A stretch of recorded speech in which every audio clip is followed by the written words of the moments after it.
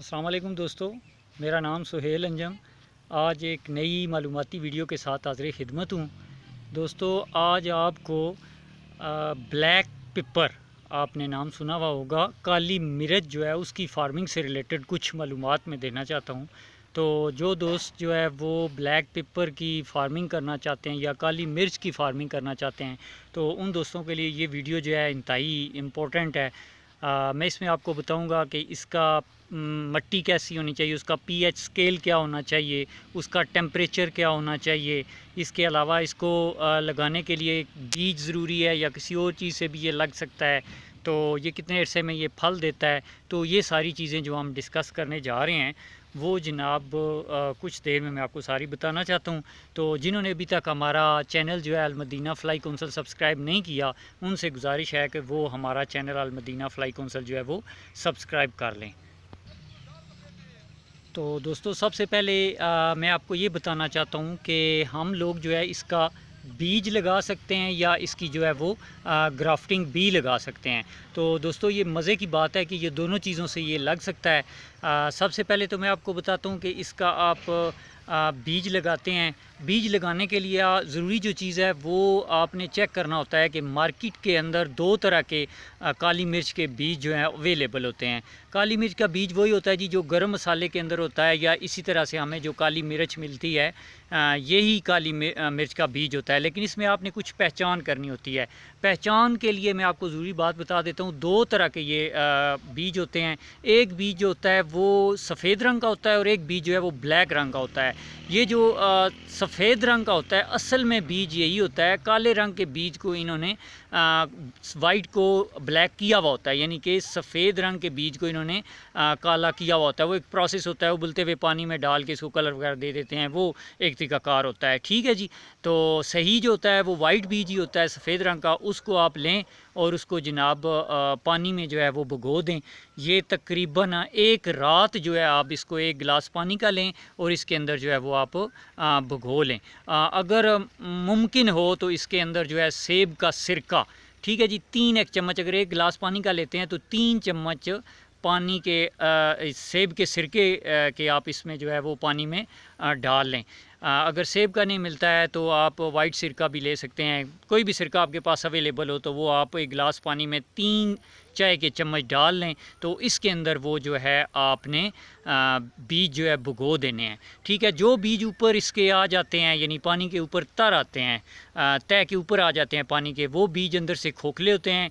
उन बीज की जो है जर्मिनेशन नहीं होती, तो वो आप जो है आप कह लें कि आप निकाल के फेंक दें। तो जो बीज नीचे पानी के अंदर डूब जाएंगे उन बीजों को आप निकाल लें और वो बीज आपके जो है वो इस्तेमाल के काबिल होते हैं। ये पानी के अंदर ये जो हम बीज भिगोते हैं इसको हम स्कारिफिकेशन का अमल कहते हैं। इससे दोस्तों ये होता है कि जो बीज के ऊपर वाली तय होती है, जो लेयर होती है, वो पिघलने लगती है, यानी हल्की होनी शुरू हो जाती है, नरम हो जाती है, जो जिससे बीज का उगाव जो है वो बहुत ज़रूरी आसान हो जाता है। ठीक है जी। ये बड़ी ज़रूरी चीज़ मैं आपको बताना चाहता हूँ। स्कारिफिकेशन का अमल जो है इसको आप ज़रूर अपनाएं। अच्छा, ये 24 घंटे आप बीज इसमें भिगोए रखें। दूसरे दिन सुबह आप इस बीज को जो है वो ज़मीन में जो है मुंतकिल कर सकते हैं।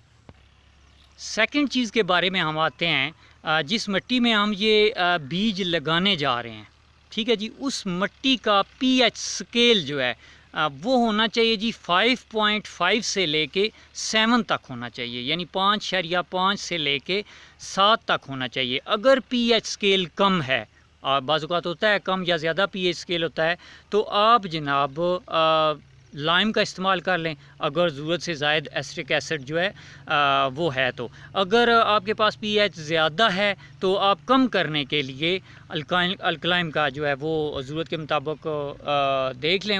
ज़्यादा है तो उसमें सल्फ़र आप डाल लें। ये चीज़ ज़रूरी है। अगर पीएच स्केल ज़्यादा कम महसूस कर रहे हैं तो उसमें आप सल्फ़र का इस्तेमाल जो है वो आप कर सकते हैं। ये पीएच स्केल ऊपर या नीचे करने के लिए ये आप इस तरह से कर सकते हैं। अच्छा, सेकंड चीज़ मैं आपको बताता हूँ। अब इसका जो है हमने देखना है कि इसको टेम्परेचर कितना चाहिए। ठीक है जी। तो टेम्परेचर ये 10 डिग्री से लेके तो 40 डिग्री तक जो है वो बड़ी अच्छी जो है इसकी जर्मिनेशन होती है।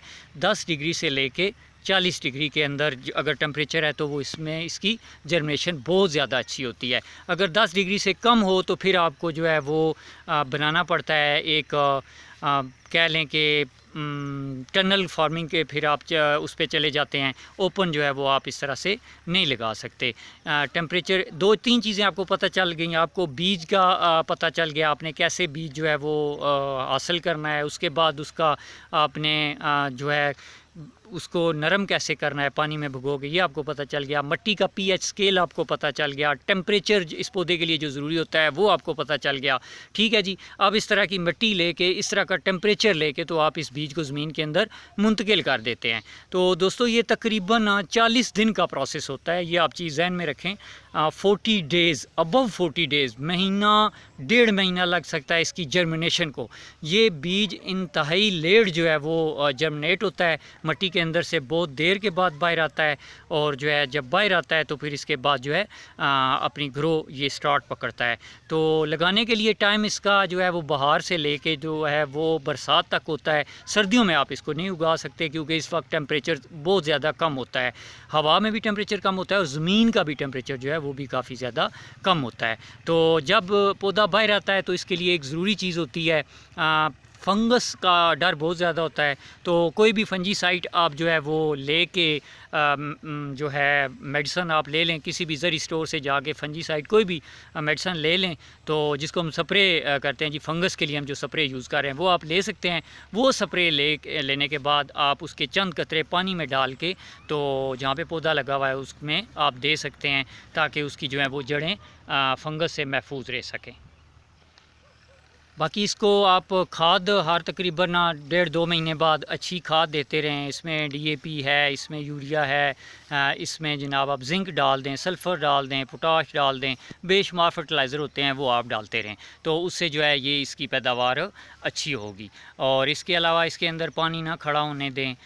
बस ये कोशिश करें कि ऐसी जगह पे लगाएं जहाँ पे इसका पानी जो है वो ज़्यादा इसको तंग ना कर सके। बाकी ये नमी को फिर भी मैं कहूँगा कि ये पसंद करता है जितनी नमी होगी, लेकिन हवा में नमी, मिट्टी में ज़्यादा होगी तो लाजमी बात है फंगस इसको जो है वो तंग करेगी। अच्छा, ये तरीक़ाकार था जनाब आपके लगाने का, कह लें कि इसको बीज के ज़रिए लगाने का। आगे आ जाते हैं हम जनाब, इसको जब हम लगाते हैं ग्राफ्टिंग के ज़रिए, तो इसकी कोई भी आप जानदार टहनी ले लें, ठीक है जी, उसको आप काट के तो आप ज़मीन के अंदर मुंतकिल कर दें।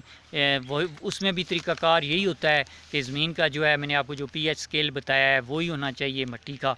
और उसके बाद जो है उसमें आपने डालना क्या है, उसमें आप जो है वो कोकोपीट डाल दें।